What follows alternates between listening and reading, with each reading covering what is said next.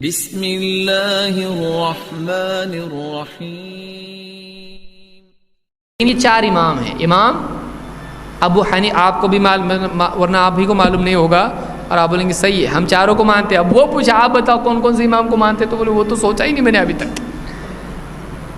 چار امام کون ہیں؟ امام ابو حنیفہ، اس نام سے مشہور ہیں وہ، ابو حنیفہ۔ ان کا واقعی نام کیا ہے؟ نعمان ابن ثابت ہے، ابو حنیفہ۔ دوسرے امام مالک ابن انس ابن مالک، امام مالک ہے۔ تیسرے امام الشافعی، ان کا نام شافعی نہیں ہے، ان کا نام ہے محمد ابن ادریس، امام شافعی۔ اور چوتھے امام ہیں امام احمد ابن حنبل، واقعی میں ہے وہ احمد ابن محمد ابن حنبل، لیکن دادا کی طرف ان کی نسبت ہے اس لیے احمد ابن حنبل ان کو کہا جاتا ہے، ورنہ واقعی ان کا نام کیا ہے؟ احمد ابن محمد ابن حنبل۔ اس لیے اسماء الرجال کی کتاب میں آپ سرچ کرو گے آپ کو نہیں ملے گا، کیوں؟ اس لیے کہ وہ احمد ابن حنبل نہیں ہے، احمد ابن محمد ابن حنبل ہے وہ۔ تو یہ چار امام گزرے ہیں اور یہ چاروں حق پر تھے۔ بہت سے لوگ ہمارے پاس آتے ہیں پوچھتے ہیں کہ کیا چاروں امام برحق ہیں کہ نہیں ہیں؟ اب یہ سوچتا ہاں بولے تو مشکل، نہیں بولے تو مشکل، کیا معلوم کیا پکڑتا کیا ہے اس کے اندر، ہاں بولے تو مقلد بناتا کیا، اور نہیں بولے تو گمراہ ہم کو بولتا کہ جھگڑا کرتا، مار پیٹ کرتا، کیا کرتا۔ کیا آپ یہ مانتے ہیں کہ چاروں امام برحق تھے؟ ہم یہ مانتے ہیں چاروں امام برحق تھے۔ برحق کا مطلب کیا؟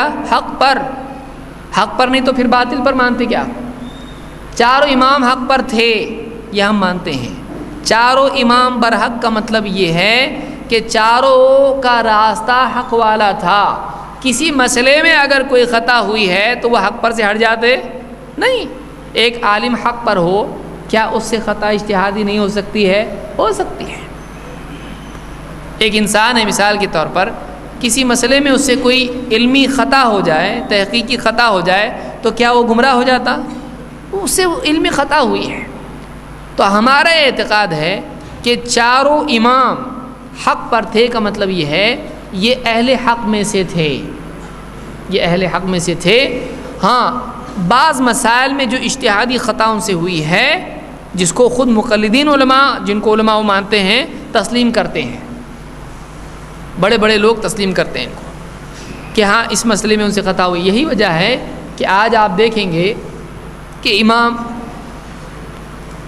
ابو حنیفہ رحمۃ اللہ علیہ اور ان کے جو شاگرد ہیں ابو یوسف اور محمد، ابو یوسف کا نام یعقوب ہے، اور امام محمد بن الحسن الشیبانی، جن کی معطا مشہور کتاب ہے معطا امام محمد، ان کے بارے میں علامہ غزالی المستصفیٰ میں کہتے ہیں کہ انہوں نے اپنے امام سے، اپنے استاد سے 70% سے زیادہ مسائل میں اختلاف کیا ہے۔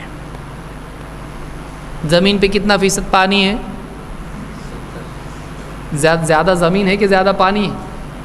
مجھے جغرافی جس کو معلوم ہے اس کو معلوم ہے کہ 70% مسائل، 70% یعنی آپ دیکھیے کتنا ہوتا وہ، یعنی 2/3۔ ایک روٹی کے آپ 3 ٹکڑے کیے تو 2 ٹکڑے اور 1 ٹکڑا، 2/3 اس کو کہتے ہیں۔ 3 روپے میں سے 2 روپے میں اختلاف ہے، 1 روپے میں اتحاد ہے، اتفاق ہے۔ اسی کو عبد الحی لکھنوی نے بھی ذکر کیا ہے اور اس بات کو تسلیم کیا ہے کہ یہ جو اختلاف اپنے امام سے، امام ابو حنیفہ سے ان 2 شاگردوں کا ہے، یہ صرف فروع میں نہیں ہے، اصول میں بھی ہے۔ صرف فروع میں نہیں ہے بلکہ کیا ہے؟ اصول میں بھی ہے۔ تو آپ اگر یہ شاگرد اختلاف کرتے ہیں تو پھر بھی یہ امام، پھر بھی یہ بڑے، پھر بھی یہ امام ابو حنیفہ کے ماننے والے۔ اور اگر ہم کچھ مسائل میں 70 نہیں بھائی، تھوڑے سے ہی صحیح، ایک آدھ کوئی مسائل رفع دین ہے اور کچھ مسائل ہیں جو گنے چنے مسائل ہیں، ان میں اگر امام ابو حنیفہ رحمۃ اللہ علیہ سے اگر ہمارا اختلاف ہو جائے دلیل کی بنیاد پر تو ہم گمراہ ہو جاتے ہیں۔ کیسے گمراہ ہو سکتے ہیں؟ تو یہ جو ہے یہ تحقیق کی کمی کی وجہ سے بہت سارے لوگ اہل حدیث سے بدگمان ہو جاتے ہیں۔ لہٰذا صحیح طریقہ یہ، اور ہماری گزارش ہے ان لوگوں سے جو اہل حدیث کو پسند نہیں کرتے، بہت سارے لوگ اہل حدیث نہیں بولتے، اہل خبیث بولتے ہیں۔ جس کی جیسی ڈکشنری، جیسی زبان پلٹتی ویسا وہ بولے گا۔ تجوید کی پریکٹس نہیں ہے تو آدمی وہ غلطیاں ایسی کرے گا. تو بعض لوگ برے برے القاب دیتے ہیں. کسی کا لقب برا دینے سے وہ غلط ہوتا ہے, کسی کا لقب برا دینے سے وہ غلط نہیں ہوتا ہے.